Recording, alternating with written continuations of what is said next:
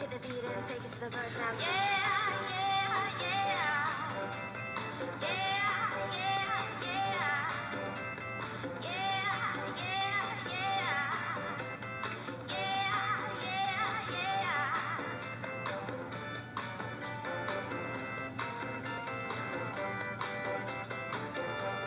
I love you, but I gotta stay true. My morals got me on my knees. I'm begging, please stop playing. I don't know what this is, but you got me good. You like you knew you would. I don't know what you do, but you do it well. I'm under your spell. You got me begging you for mercy. Why won't you release me? You got me begging you for mercy. Why won't you release me? I said you better release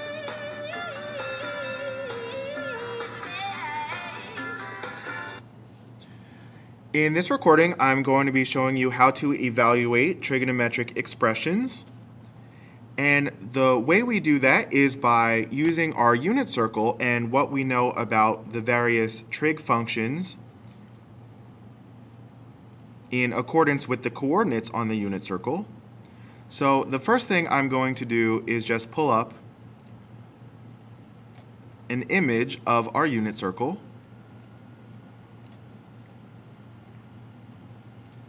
And I'm also going to recall the 6 trigonometric functions that we should be familiar with. So I know that cosine of an angle refers to an adjacent side of a right triangle over the hypotenuse. But if I'm talking about angles in relation to the positive x-axis and the terminal side being anywhere else from the origin, my adjacent will be my horizontal axis, which is represented with x. And on the unit circle, the hypotenuse is always 1.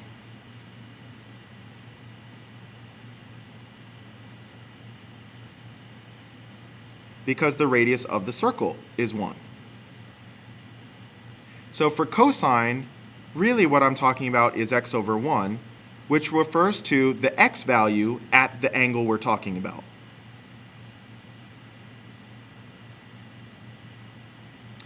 And really what I should have put here is, in general, the hypotenuse will be the radius of the circle. So cosine can be thought of as the x value at that point divided by the radius of the circle. And in this example here, the radius is 1 because it's a unit circle, and so the cosine will just be related to an x value.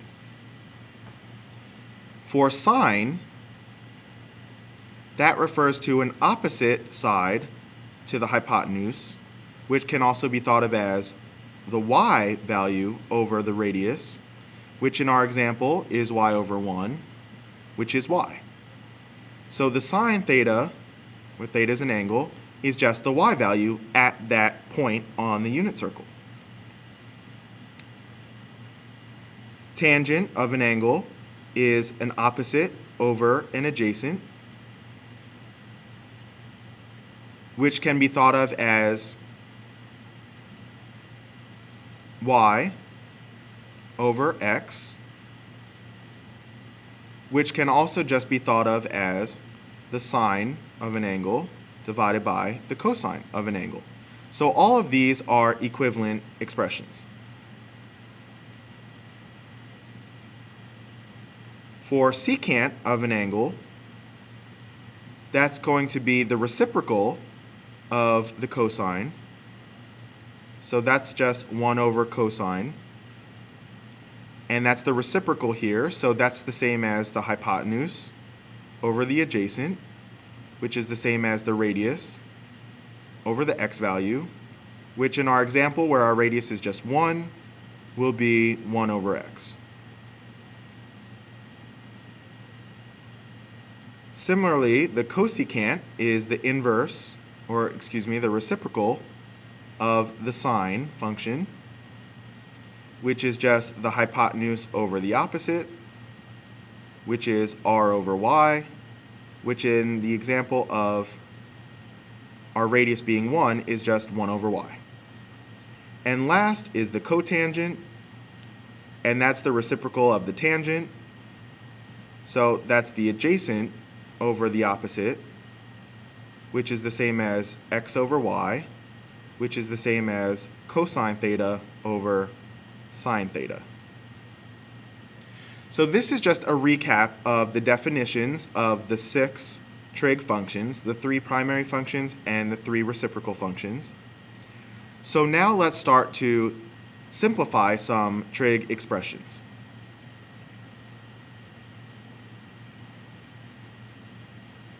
For example, suppose we need to simplify or evaluate the sine of 2 pi over 3. So again, I'm just going to bring up my unit circle.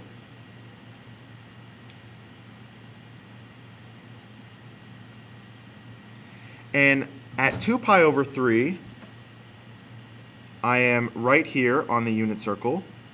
And as I said in the last slide, the sine of an angle refers to a y value at the point over the radius of the circle.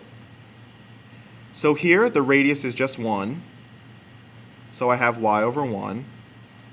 So the sine of an angle is just the y value. And the y value at this point on the circle, where 2 pi over 3 is root 3 over 2. So the sine of 2 pi over 3 is simply root 3 over 2. And it's quite easy now that we understand the unit circle and how to use it. So doing another one, let's suppose I need to evaluate the cosine of 7 pi over 4. So this time around, I look for 7 pi over 4, and that's right down here in the 4th quadrant. And the cosine of an angle, as I said in the last slide, just refers to an x value, in the same way that a sine refers to a y value. And the x value at 7 pi over 4 is root 2 over 2. So the cosine of 7 pi over 4 is root 2 over 2. And just as a side note, if you're wondering where all of these values have come from, there's also a recording on the trigonometric unit circle, so please refer to that.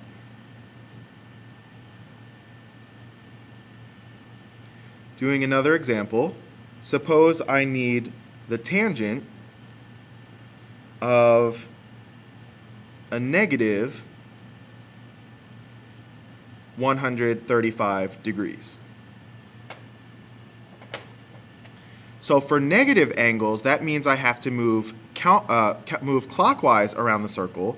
So rather than starting at 0 and going counterclockwise, I start at 0 and go clockwise. And I have to move 135 degrees. So I know moving 90 degrees would put me over here on the negative y-axis. And to get from 90 to 135, I'm adding another 45 degrees. So I'm traveling to 90 degrees, and then I'm going another 45 degrees, which puts me here at 225. So 225 is our reference angle, and we're at this point. So the tangent of negative 135 is simply the same as the tangent of 225 degrees.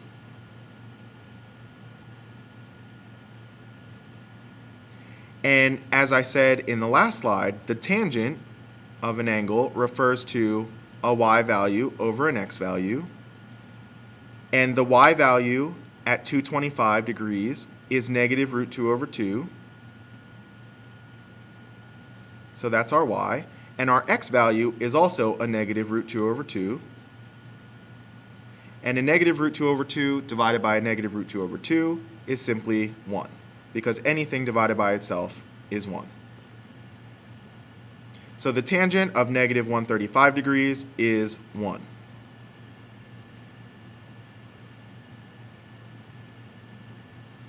And it's just that simple to evaluate trig functions or trig expressions as long as you know your unit circle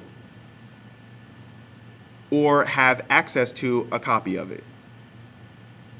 So when I was in school, I had to memorize the unit circle, which really isn't all that tricky since all of the angles and all of the coordinates are related to each other. But sometimes this can be overwhelming to look at and think that you have to memorize it. So in the beginning, I would say, use a reference sheet if you're allowed to, and start understanding the patterns here between all the angles and all of the coordinates. And then when you're evaluating these trig functions or these trig expressions, you won't even need the unit circle in front of you. Or you can just recreate your own by scratch. So based on that, I'm going to give you a copy of the unit circle as reference. And for some practice, I would like you to evaluate the following trig expressions.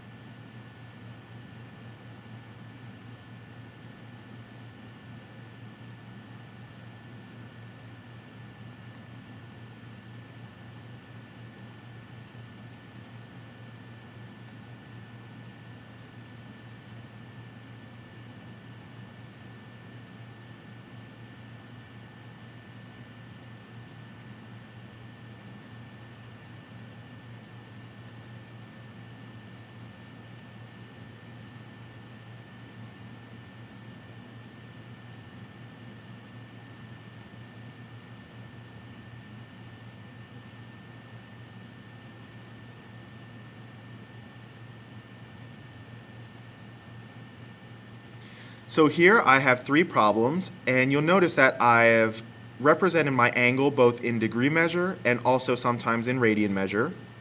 So just keep in mind that when you have a degree symbol, you're obviously in degrees, and when you don't have the symbol, we're talking about radians. It's also easily understood that if you have a pi, that normally means you're in radians. So for each of these, please simplify or evaluate.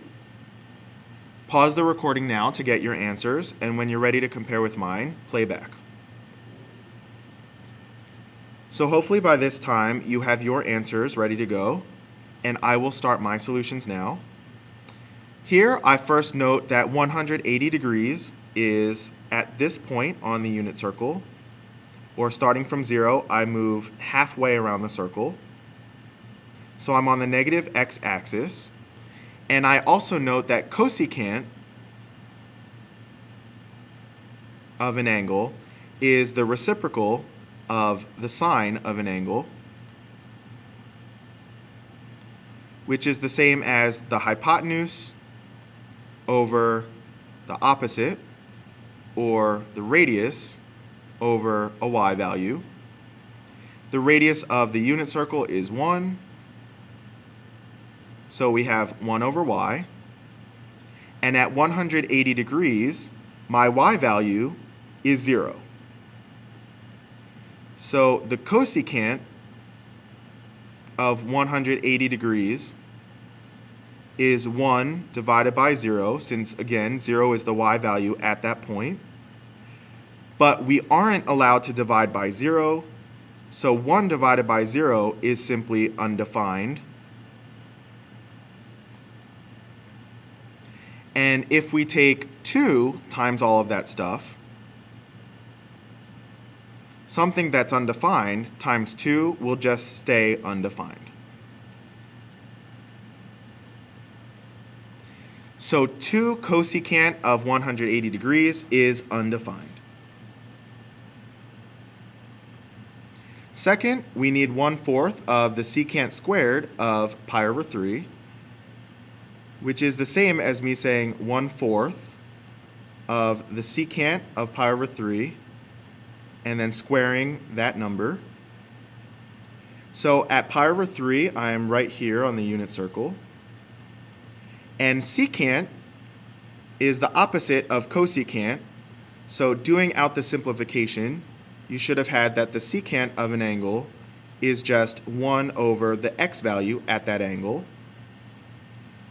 And the x value at pi over 3 is 1/2. So the secant of pi over 3 is simply 1 divided by 1/2. And 1 over 1/2 simplifies to be 1 times 2, which is just 2. 2 squared is 4. And 1/4 of 4, or 1/4 times 4, is just 1. So 1/4 secant squared of pi over 3 is 1. And then last, we have the sine of 210 degrees minus the cosine squared of minus 3 pi over 2. So I'm going to identify 210 degrees is here on my unit circle. And the sine refers to a y value. And the y value at this point is a negative 1/2. So I know the sine of 210 is negative 1/2. Over here, negative 3 pi over 2 means I'm moving clockwise around the circle starting at 0. And 3 pi over 2, if I were to move counterclockwise, means that I'm moving around 3 quadrants to come to the negative y-axis. So if I'm moving negatively around the circle, meaning clockwise, I start at 0 and move clockwise 3 quadrants to put me at the positive y-axis. So the reference angle of negative 3 pi over 2 is just pi over 2. And the cosine of pi over 2, or in other words, the cosine of negative 3 pi over 2, the cosine refers to an x value, and the x value here is 0, so we have 0 squared, and 0 squared is just 0. So ultimately, I have negative 1/2 minus 0, and negative 1/2 minus 0 is just negative 1/2. So sine 210 minus cosine squared of negative 3 pi over 2 is minus 1/2. And hopefully that has helped you understand how to evaluate or simplify trigonometric expressions using the unit circle.